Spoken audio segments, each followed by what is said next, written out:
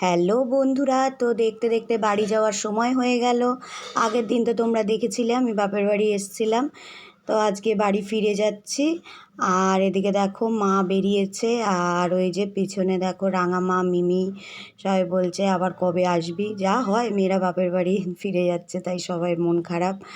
আর এদিকে দেখো ওই যে কাজল কাকিমা মুখ বাড়িয়ে বলে যে চলে যাচ্ছিস, আজকে রাতের আড্ডাটা কি হবে। তো আমি বলছি ঠিক আছে, একটাই তো ট্রেন, আমি রাত্রে চলে আসবো, আড্ডা মেরে আবার বাড়ি চলে যাব। আর ওই দিকে দেখো পিছনে মাকে দেখা যাচ্ছে, আর ওই যতক্ষণ দেখা যাবে মা দাঁড়িয়ে থাকবে। আর এই যে আমরা দেখতে দেখতে ট্রেনে উঠে পড়েছি। তো সত্যি বাড়ি ফেরার সময়টা খুবই মনটা খারাপ লাগে। আর ট্রেনটা বেশ ফাঁকাও ছিল দুপুরবেলায়।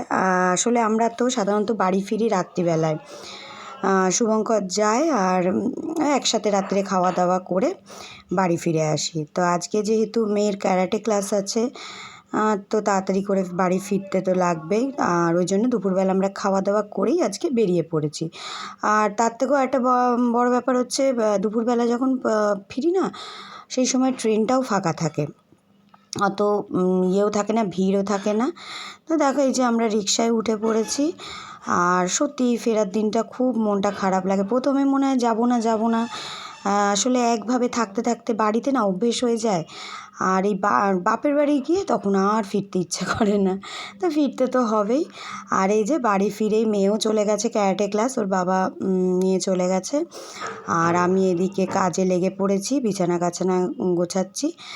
তো আজকের মতো এতটুকুই, আবার দেখা হবে আরেকটা নেক্সট ভিডিওর সাথে। আজকের মতো টাটা।